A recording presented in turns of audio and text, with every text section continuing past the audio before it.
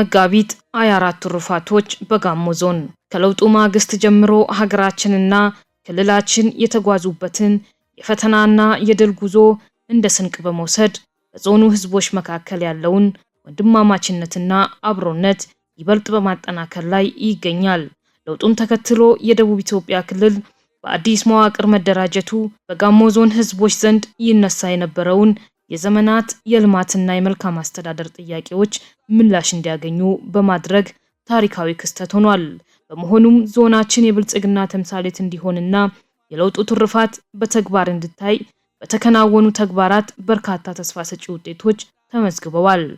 በጠቅላይ ሚኒስትር ዶክተር አብይ አህመድ አነሳሽነት የተጀመረው የበጋ ስንዴ ልማትና የሌማት ትሩፋት በዞናችን የምግብ ዋስትናን ከማረጋገጥ ባለፈ ለገበያ የሚተርፍ ምርት እንዲመረት አስችሏል።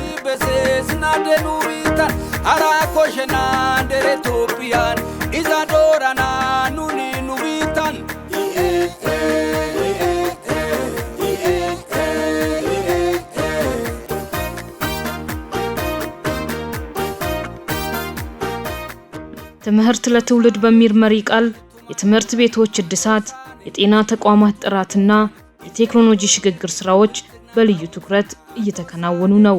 በአትክልትና ፍራፍሬ፣ በእንስሳት ሀብትና በንብ እርባታ የተመዘገቡ ስኬቶች ወደ እያንዳንዱ አባወራ እንዲወርዱ በማድረግ የኑሮ ውድነትን ለማረጋጋት በትኩረት ተሰርቷል፣ እየተሰራም ይገኛል። ቱማቱ ሳይ ብልጽግና አይሶዋይ ሺዮላይታ አውማ ብርሽደስ ብልጽግናይ ጋሞሶ ሲደስ እንደሬ አሶ ሐራኮሽና የክራ ካርዶ ጊስቴን የጋና በዞኑ በሚገኙ እምቅ የተፈጥሮ ጸጋና ባህላዊ እሴት በሀገሪቱ ቀዳሚ የቱሪስት መዳረሻ ነው። የአርባ ምንጭ ከተማና የአካባቢው መዳረሻዎች በብሔራዊ ፓርኮችና ባህላዊ እሴቶቻችንን በማልማት ቱሪዝምን የኢኮኖሚ አቅም ለማድረግ እየተጋ ይገኛል። በከተሞች የተጀመረው የኮሪደር ልማት የከተሞችን ገጽታ ከመቀየር ባለፈ ለንግድ ኢንቨስትመንት ምቹ ሁኔታን እየፈጠረ ይገኛል። ሰላም የሁሉም ነገር መሰረት ነው። ባለፉት ዓመታት ያጋጠሙን ሰው ሰራሽና ተፈጥሯዊ ፈተናዎች በጋሞ ህዝብ ጥበብና አንድነት መሸጋገራችን ለዛሬው ሰላማችን መሰረት ሆኗል። የመልካም አስተዳደርና የፍትህ ጥያቄዎችን በትህትና ተቀብሎ ምላሽ መስጠት የሁል ጊዜ ተግባራችን ነው። ጽንፈኝነትንና የጥላቻ ንግግርን በጋራ በመታገል ግጭቶችን በውይይትና በባህላዊ የግጭት አፈታት ስልቶች በድቡሻ ወጋ መፍታት ተጠናክሮ ቀጥሏል።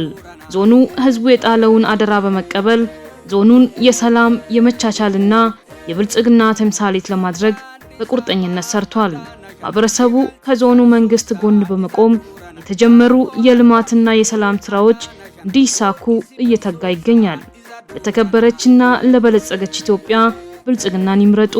ኢትዮጵያን ወደ ተምሳሌት ሀገር ከብልጽግና ጋር ዶሪቴ አሶ ኡባይ እንተ ዶሪቴ ኦቲዲ በሲዛካኦ እንተ ዶሪቴ ኤሪዲ አይሲዛካኦ አሶ ዶሪቴ አላታይ ጊስተኮ ኢዛዶ የጊቴ ጊስቴዶ የጊዲ ካኦ ካኦቲቴ ዶሪቴ